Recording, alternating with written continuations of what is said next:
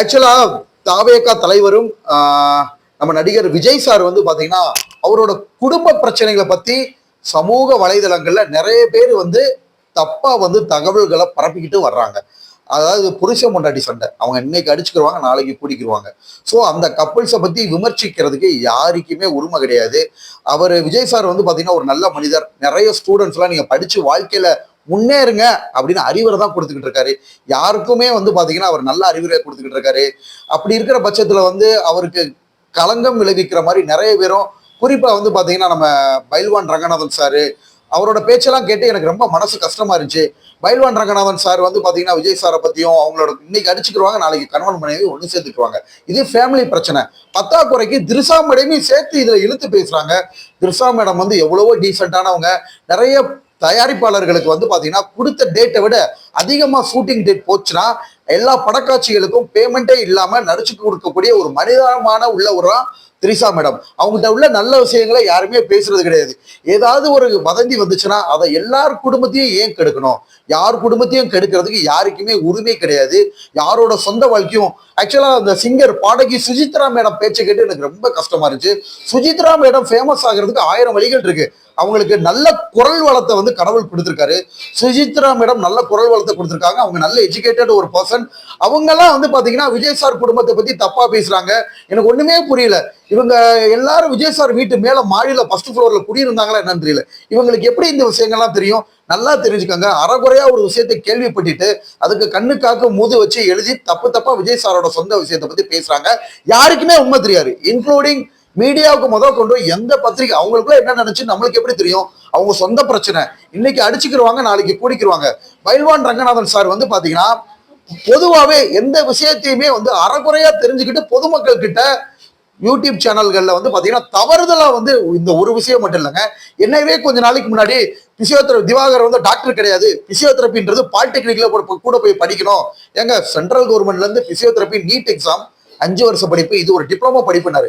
அவரோட அறிவு கூர்மை எந்த லெவல்ல இருக்குன்னு பாருங்க. பிசியோதெரபி பேச்சுலரா பிசியோதெரபின்றது 5 வருஷ படிப்பு, நீட் எக்ஸாம் வந்துருச்சு, டாக்டர்னே போட்டுக்கலாம் அப்படின்னு லேட்டஸ்டா வந்து பாத்தீங்கன்னா நானே எல்லா பிரஸ் மீட்டுக்கும் கொடுத்துருந்தேன். கலெக்டர் ஆஃபீஸ்ல போய் நன்றியும் சொல்லியிருந்தோம்.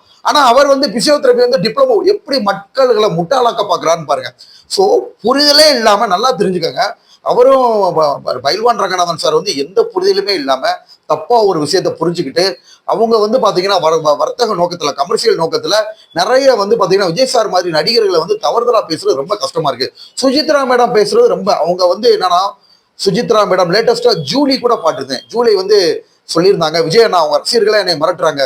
விஜய் சார் அவங்க ரசிகர்களுக்கு நல்லது தான் சொல்லி கொடுத்துருக்காரு.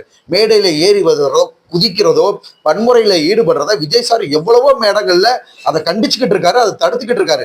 அப்பேற்பட்ட விஜய் சாரை வந்து பாத்தீங்கன்னா எங்க சோசியல் மீடியால 1000 பேர் எனக்கு தாங்க 1000 பேட் கமெண்ட் வருது.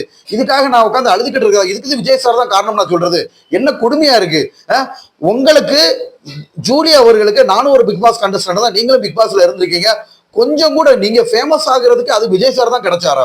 இதெல்லாம் வந்து பாத்தீங்கன்னா உண்மையிலேயே நம்ம சமூகமும் சமுதாயமும் லேட்டஸ்டா வந்து பாத்தீங்கன்னா ஃபேமஸ் ஆகுறதுக்காக போலியான விளம்பரம் தேடுறதுக்காக ஒரு ஒரு பிரபலமடைந்த விஜய் சாரை பயன்படுத்தி இப்படி பிரபலமாக நினைக்கிறத பார்த்துட்டு ரொம்ப கஷ்டமா இருக்கு.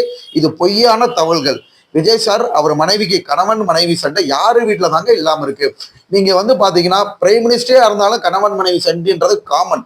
வீட்டுக்கு வீட்டு வாசப்படி, ஒவ்வொரு வீட்டை எடுத்தாலும் வாசப்படி இல்லாத வீடு கிடையாது. வீட்டுக்கு வீட்டு கணவன் மனைவி சண்டை வரத்தான் செய்யும். வரும், அவங்க ஆட்டோமேட்டிக்கா ஒண்ணு சேர்ந்துக்கிடுவாங்க.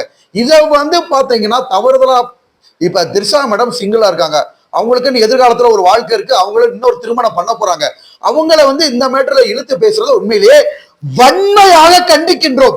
ஒரு தனிப்பட்ட மனிதர்களோட வாழ்க்கையை இழுத்து அவங்களோட எதிர்காலமும் சீரழிகிற மாதிரி திரிஷா மேடம் வந்து பாத்தீங்கன்னா இந்த விஷயத்துல இழுக்கிறதுல கொஞ்சம் கூட ஒரு மனிதானமற்ற செயல். ஓகேங்களா? சோ சம்பந்தமே இல்லாம திருப்பி சொல்ல வரை கண்ணு காது மூக்க வச்சு பேசக்கூடிய உலகம் தான் இந்த உலகம். இப்ப பைல்வான் சாரா இருக்கட்டும், சுஜித்ரா மேடமா இருக்கட்டும், அவங்களோட சுயநலத்துக்காக விஜய் சாரோட கண்டிப்பா யாருக்குமே தெரியாதுங்க. யாரோட பொது வாழ்க்கை, இப்ப என்னோட பொது வாழ்க்கை, என்னோட பர்சனல் லைஃப் யாருக்கு தெரியும்? தெரியாம கண்ணுக்காது மூக்கு வச்சு பேசுறதா? சோ யாரும் மக்கள் குழப்பமடைய வேணாம். கூடிய விரைவில் கணவன் மனைவி ஒன்று சேர்வார்கள். ஓகேங்களா? நம்ம யாரும் தப்பு சொல்ல வேண்டாம். கணவன் மனைவி ஒன்று சேருவாருங்க. கடவுள் புண்ணியத்துல விஜய் சார் அவருக்குன்னு குழந்தைகள் இருக்கு. பையனே இப்ப பெரிய ஆளா வந்துட்டாங்க. இப்ப போய் என்னங்க டைவர்ஸ்? இன்னைக்கு வேணுமா அவங்க மனஸ்தாபமாகலாம், சண்டை போடலாம், கேஸ் யார் மேல வேணுமாலும் போடலாம். விஜய் சார் பையனே ஹீரோ மாதிரி பெரிய ஆளா வளர்ந்துட்டாரு, அவரே இன்னைக்கு சினிமாவில் நடிக்க போறாரு. ஓகேங்களா? ஸோ இவ்வளவு பெரிய பசங்க இருந்து கண்டிப்பா விவகாரத்தெல்லாம் அந்த லெவல்லாம் போகாது. இன்னைக்கு இப்போ கணவன் மனைவி கடையில கோவம் வரலாம், யார் குடும்பத்துல பிரச்சனை இல்லை, இன்னைக்கு அடிச்சுக்கிடுவாங்க, நாளைக்கே ஒண்ணு சேர்ந்துக்கிடுவாங்க. ஸோ இதை வந்து யாரும் ஊதி பெருசாக்க வேண்டாம். என்னோட ஒரே கோரிக்கை என்ன அப்படின்னா, இன்ஃப்ளூயன்சர்ஸா இருக்கட்டும், மற்ற நடிகர்களா இருக்கட்டும், மீடியாவா இருக்கட்டும், எல்லாருக்கும் நான் வணங்கி கேட்டுக்கிறது, தயவு செஞ்சு அரசியலை பாருங்க, சினிமாவை பாருங்க. யாரோட சொந்த வாழ்க்கையிலையும் தயவு செஞ்சு மண்ணள்ளி போடாதீங்க. ஓகேங்களா? அவங்க பிரச்சனை, அவங்க இன்னைக்கு சண்டை போடுவாங்க, நாளைக்கு ஒண்ணி குடிக்கிடுவாங்க. விஜய் சாரோட சொந்த விஷயத்தை வந்து பேசி இதை தயவு செஞ்சு யாரையும் வந்து பாத்தீங்கன்னா காயப்படுத்தவே வேண்டாம். அவங்க 2 பேரும் ஃபேமிலி மேட்டர்ல திரிஷா மேடம் மாதிரி ஒரு 3வது நபரையும் இந்த பிரச்சனையை சேர்த்து வச்சு தயவு செஞ்சு பேசாதீங்க. ஓகேங்களா? ஸோ அதைத்தான் நான் எல்லாருக்கும் ஒரு வேண்டுகோளா கொடுத்துக்கிறேன். அவங்க பிரபலம், இது கண்டிப்பா ஒரிஜினல் பிரபலமா இருக்காது. பிக் பாஸ் ஜூலியா இருக்கட்டும், பைல்வான் ரங்கநாதன் சாரா இருக்கட்டும், சுஜித்ரா மேடமா இருக்கட்டும், பாப்புலாரிட்டிக்காக இன்றைய காலங்கள்ல யூடியூப் சேனல்கள்ல பணம் வாங்கிட்டு இன்டர்வியூக்காக நிறைய பேர் இந்த மாதிரி பேச ஆரம்பிச்சு. இதுதான் உண்மை, இதுதான் சத்தியம். ஓகேங்களா? ஏன்னா என்னை பத்தியே நான் ஒருத்தவங்களை பார்த்ததே கிடையாது. அவங்களே என்னை பத்தி சோசியல் மீடியால நிறைய தப்பா பேசுறாங்க. கண்டிப்பா அவங்களுக்கு என்னை பத்தி தெரியவே வாய்ப்பே இல்லை. இதே மாதிரிதான் எனக்கே இந்த பிரச்சனைனா, இவ்வளவு பிரபலம் அடைஞ்ச விஜய் சாருக்கு எவ்வளவு பிரச்சனைகள் இருக்கும். அவரோட லட்சியத்தை நோக்கி போறாரு. இது யாரும் முற்றுக்கட்டையாக இருக்க வேண்டாம்.